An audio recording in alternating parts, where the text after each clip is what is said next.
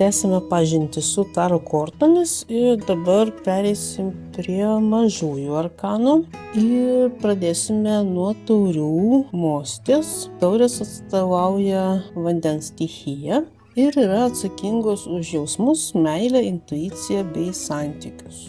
Taigi pirmiausia taurių tūzas. Tai gryna emocinė energija ir nauja jausmų pradžia.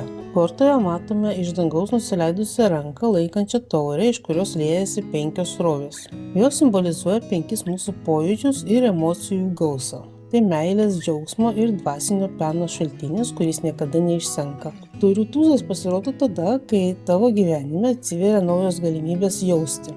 Tai gali būti nauja meilė, gili draugystė, kūrybinis įkvėpimas arba tiesiog vidinė ramybė ir meilė sau. Tai korta apie atvirą širdį. Ir ši korta sako, leisk sau jausti, būk pažeidžiamas ir priimk tai, ką siūlo gyvenimas. Tai emocinio atgimimo metas. Tūzo pamoka, tavo širdis yra tavo didžiausias turtas. Paklausk savęs, ar aš esu pasiruošęs priimti naują meilę ir džiaugsmą į savo gyvenimą.